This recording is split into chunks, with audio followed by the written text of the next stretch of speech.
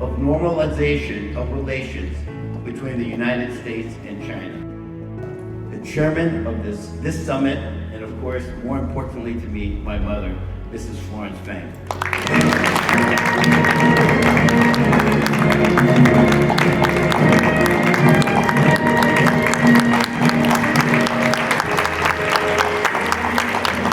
Thank you. Ladies and gentlemen, welcome everybody to the U.S. and China Relationship Summit. 48 years ago, 1971 April, when the national American table tennis team visited China. This visit kicked off the modern U.S. and China's relations, known to the world as the ping-pong diplomacy. Table tennis translated into Chinese character as a ping-pong. And the two words come from the sound, the same sound as the little ball bouncing on the table when the play was playing.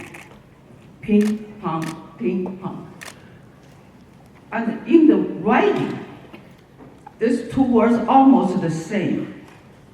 And they have one pattern graphic on the top.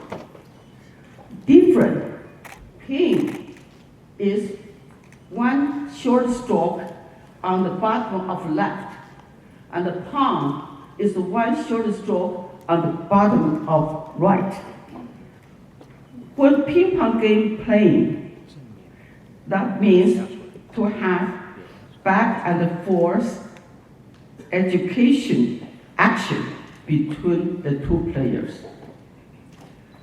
A wonderful analog for U.S. and China's relation, to exchange the dialogue, exchange opinion, exchange the culture, and exchange the belief. Because this table tennis team visited China, began an unstoppable process of the developing U.S.-China relationship. In 1972, President Nixon visited China.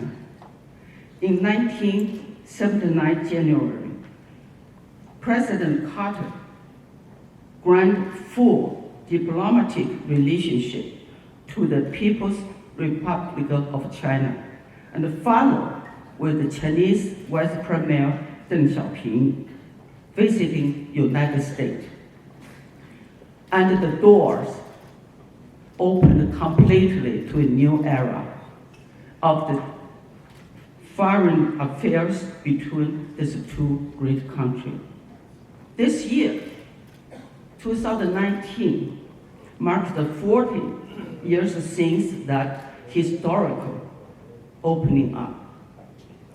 During this past 40 years, the two countries' relationship has been hot and cold, up and down many times.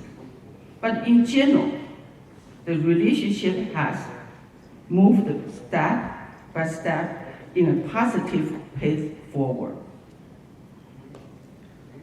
In foundation of the relationship and the people's friendship, that is something cannot be stopped. That is why I am motivated to have this summit.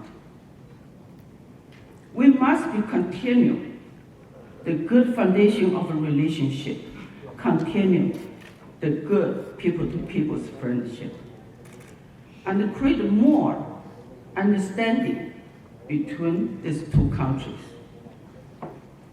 Today's commemoration of the 40th anniversary is not just a celebration, but also reflect on the past and the present and hope for the future.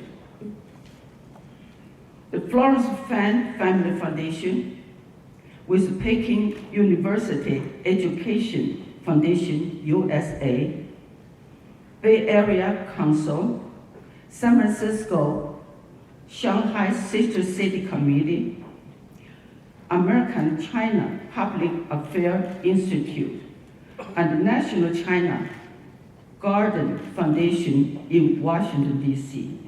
Together, we formed a commission to hold today's event. For myself, as a Chinese American, I have witnessed the Americans' promise and fulfill my American dreams. I just hope and I know the good that can come. When China and the United States complement each other's difference and working together in harmony and cooperation. In 2013, Florence Fan Family Foundation and the Ford Foundation provide the first seed funding, and with the dignitaries and scholars, we established 100,000 strong foundation. And this foundation purpose just sent 100,000 American students go to China study. And on the 2015, and this foundation reached our goal. And today, I'm very happy to introduce the former chairman of 100,000 Strong Foundation, George Lee. And he came all over from Texas to support this event, and his lovely wife, Debbie.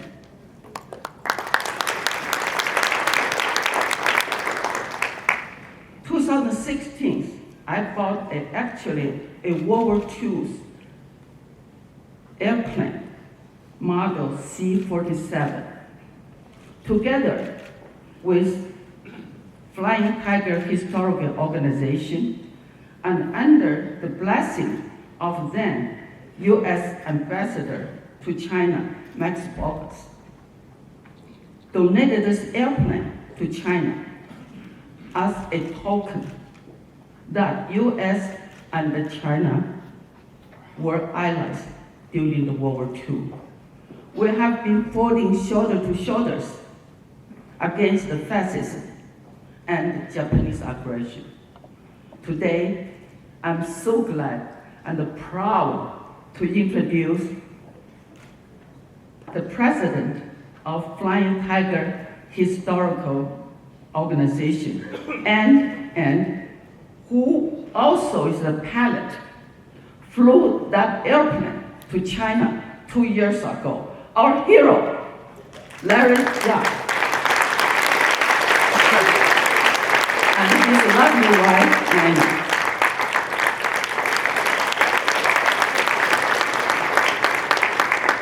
Now, I want to express my gratitude to U.S. President Jimmy Carter, U.S. Speaker Nancy Pelosi, U.S. Senator Dianne Feinstein, U.S. Congresswoman Jack Spears,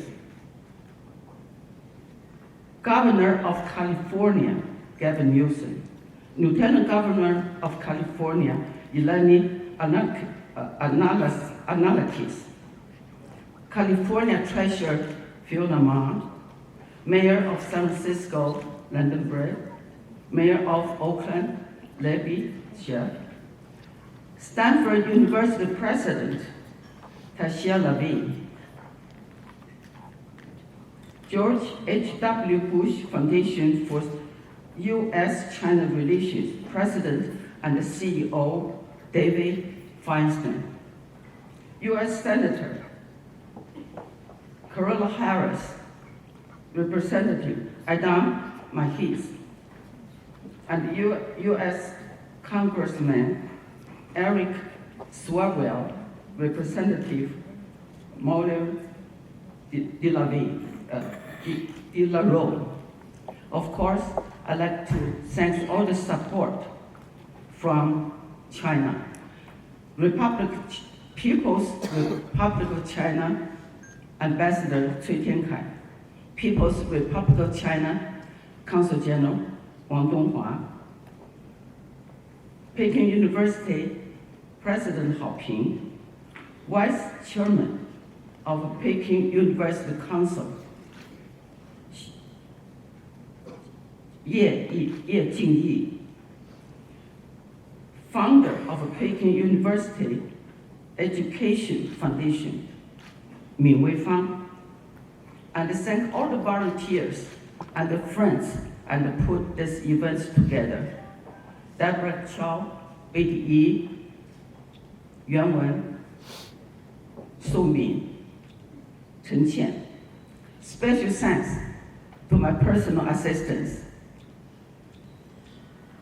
Andy Wellatama, and my sons, James Fan and Teddy Fan. Again, I welcome everybody coming today, and I hope you enjoy and get something from today's presentation. Thank you.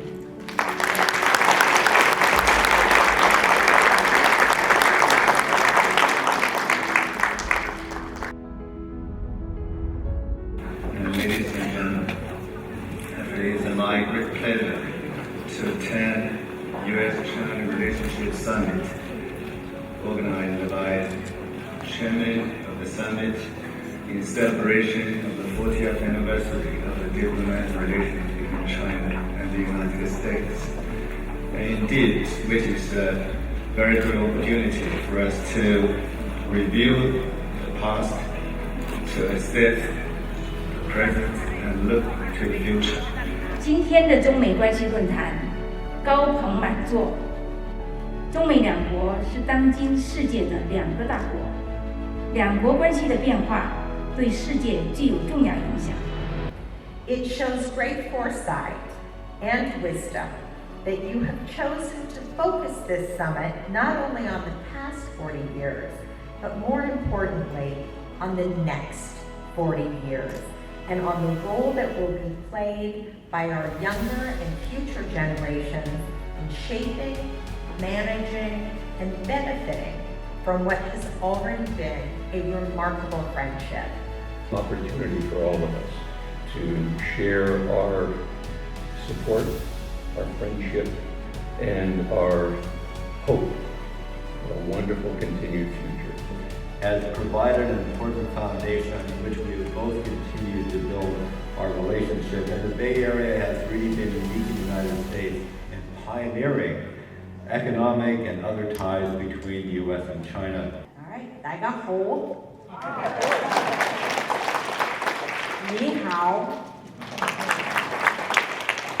When I grew up in Oakland, you only had two language choices when you went to the public schools, Spanish or French.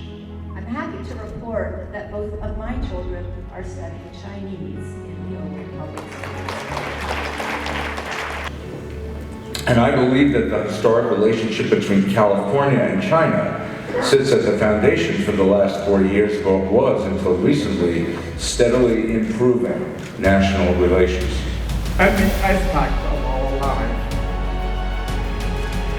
and both sides have benefited from such a reasonable and healthy relationship. First, we are the two biggest powers in the world. Throughout the 21st century, but we are not symmetric powers when it comes to dignity. San Francisco, I'm here for two roles. First is representing your dream, unfortunately out of the city this weekend, and forward your special thanks and appreciation.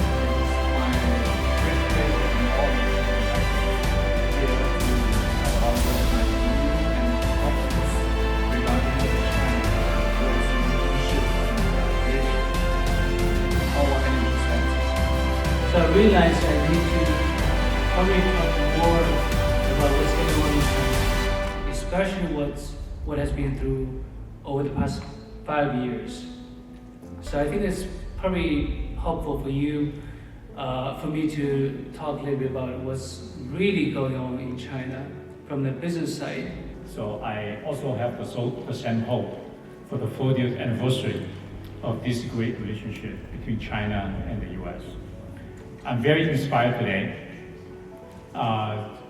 for being here and very honored to be one of the speakers. And thank you so much again, Madam Fan and Mr. James Fan. If I may just say a few words in Chinese at the outset of my speech, would that be okay with everybody? 差不多2个月以前，我跟 Florence 通了个电话，然后我们聊了一会儿。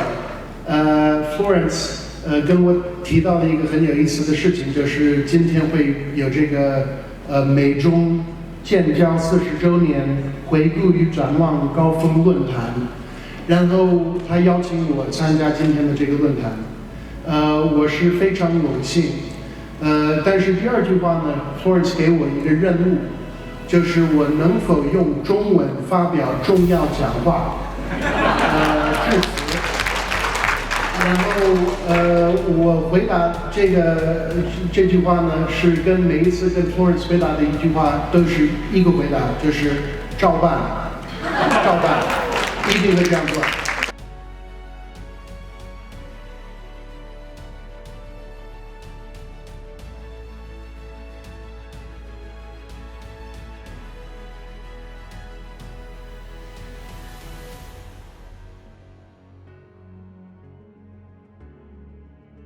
但是正好是一个中美关系比较困难的时期，你觉得在这个时期，我们要怎么做来这个建交40周年来讲，看我的好，看我的。我觉得我们建交40周年，而且恰恰的临到我们现在中美关系最紧张的时期。我个人是生在中国，但是在美国已经住了60年，美国是我的家。我希望就是美国中美的关系能够长远和好。这一次的论坛，我就觉得可以给很多美国人、中国人更互相的多的了解。尤其这一次州长的演讲，对这个中美关系还是抱着乐观的态度。那么我非常的欣慰，而且这个奥克兰的市长刚刚从中国回来，他对中国的感想是那么的美好。而且我们这次有很多的学者来谈我们将来中美的关系。我觉得这一次的论坛，我个人觉得我非常的欣慰。我预祝我自己在上半天我们非常的成功，下半天呢，我们就是自由讨论嘛，我觉得更不成功。那您觉得现在其实民间的这种交往，或者是不是其实更重要的？所以我觉得我们现在在中美交流这个最紧张的时期，民间的交流更重要。所以 people to people exchange， 我就一直在强调这件事情，就是我们民间一定要多交流，一定要多